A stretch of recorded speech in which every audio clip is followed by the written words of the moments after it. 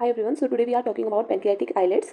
The pancreas is both an endocrine and exocrine gland. जो pancreas होता है वो एक्सोक्राइन और एंडोक्राइन दोनों ग्लैंड की तरह वर्क करता है. सो मेजर अबाउट इसकी मेजरमेंट की बात करें तो 12.5 to 15 सेंटीमीटर इन लेंथ होता है and located in curve of duodenum. जो डिओडिनम का कर्व होता है स्टमक के बाद नेक्स्ट डिओडिनम कर्व पोर्शन होता है, वहाँ पे क्या होता है इस तरीके से पेनक्रियास प्रेजेंट रहता है. And duodenum it consist head body and tail. और ये पेनक्रियास में क्या होता है, इस पोर्शन में हेड होता है, सेकंड बॉडी हो गया एंड लास्ट पोर्शन क्या होता है, टेल होता है. एंड द रफली 99% of the cell of the pancreas arranged in cluster form. And जो इसमें सेल्स प्रेजेंट रहती है वो क्लस्टर फॉर्म में रहती है, जिनको हम एसिनी सेल्स बोलते हैं, विच प्रोड्यूस डाइजेस्टिव एंजाइम. सो वो जो एसिनी सेल्स हैं वो डाइजेस्टिव एंजाइम को प्रोड्यूस करते हैं. Scattered among the exocrine acini are 1 to 2 million tiny cluster of endocrine tissues called pancreatic islets या आइलेट्स ऑफ लैंगरहैंस. सो इसमें क्या होता है, एक्सोक्राइन में कुछ स्कैटर्ड फॉर्म में क्या होते हैं, सेल्स प्रेजेंट रहती है, उनको हम एंडोक्राइन टिश्यू के क्लस्टर प्रेजेंट रहते हैं, एंडोक्राइन टिश्यू प्रेजेंट रहता है, जिसको हम क्या बोल रहे हैं, पेनक्रियाटिक आइलेट्स बोले या आइलेट्स ऑफ लैंगरहैंस बोल रहे हैं. तो पेनक्रियास दोनों की तरह वर्क करता है, एक्सोक्राइन और एंडोक्राइन दोनों की तरह वर्क करता है. एक्सोक्राइन मीन्स जो डाइजेस्टिव जूसेस का सिक्रेशन कर रहा है, जो स्पेशली एसिनी सेल्स डाइजेस्टिव जूसेस का सिक्रेशन करती है. बट एंडोक्राइन की बात करें तो एंडोक्राइन में आते हैं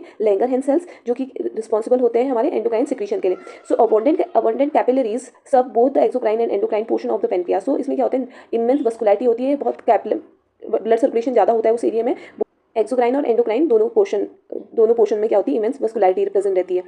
अब है cell type in pancreatic islets. So इसमें जो हम एंडोक्राइन की बात करें तो इसमें क्या होते हैं, डिफरेंट टाइप ऑफ सेल्स होते हैं. तो फर्स्ट है अल्फा सेल, जिसको ए सेल बोलते हैं. सेकंड है बीटा सेल्स, जिनको बी सेल्स बोलते हैं. Delta D cells and F cells. इसमें 4 टाइप ऑफ सेल्स प्रेजेंट रहती है पेनक्रियास में. तो ये अल्फा सेल्स कैसी होती है, ये अल्फा पर्पल कलर की जो शेप की सेल दिख रही है, इनको हम अल्फा सेल्स बोलते हैं. सेकंड है बीटा सेल, जो ऑरेंज कलर की दिख रही है, बीटा सेल्स होगी. एंड डेल्टा सेल जो होती है स्काई ब्लू कलर की जो ये दिख रही है, ये क्या है, डेल्टा सेल्स है. और एफ सेल्स होती है जो येलोइश कलर की दिख रही है, इनको एफ सेल बोलते हैं. तो सबसे ज़्यादा जो प्रेजेंट होती है वो बीटा सेल्स प्रेजेंट रहती है. देन बीटा सेल्स के बाद अल्फा सेल्स प्रेजेंट रहती हैं, डेल्टा सेल्स फिर प्रेजेंट रहती हैं और एफ सेल्स बहुत कम होती है. तो अल्फा जो सेल्स होती है वो 70% ऑफ पेनक्रियाटिक आइलेट सेल्स होती हैं, जो कि सिक्रीट करती है ग्लूकागॉन का. एंड बीटा सेल जो होती है वो 70% प्रेजेंट रहती है, जो कि इंसुलिन का सिक्रेशन करती है. एंड डेल्टा सेल जो होती है, डी सेल जितने बोलते हैं, वो सोमेटोस्टेटिन का सिक्रेशन करती है, जिसको यूनिवर्सल सप्रेसर भी बोलते हैं. एंड एफ सेल जो होता है पेनक्रियाटिक पॉलीपेप्टाइड का सिक्रेशन करती है. So glucagon raise blood glucose level while insulin is lower it.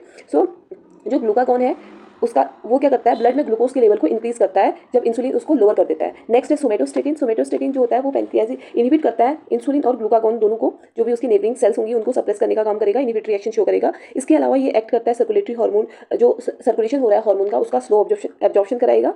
और इसके अलावा है पेनक्रियाटिक पॉलीपेप्टाइड इनहिबिट सोमेटोस्टेटिन. तो नॉर्मली होता क्या है, अल्फा एंड बीटा सेल्स क्या करते हैं, इंसुलिन एंड ग्लूकागॉन का सिक्रेशन करते हैं. तो इन दोनों को कंट्रोल करने का काम होता है सोमेटोस्टेटिन का. डी सेल्स का काम होता है बट एफ सेल्स जो होती हैं, एफ सेल क्या करती है, पेनक्रियाटिक पॉलीपेप्टाइड को रिलीज करवाती है, जो कि सोमेटोस्टेटिन को सप्रेस करने का काम करती है. क्योंकि एक्सेसिव अमाउंट में सोमेटोस्टेटिन रिलीज होगा तो वो इनहिबिटरी रिएक्शन शो करेगा, जिसकी वजह से क्या होगी, बॉडी में ग्लूकोज का लेवल बढ़ेगा, इंसुलिन की डेफिशिएंसी हो जाएगी.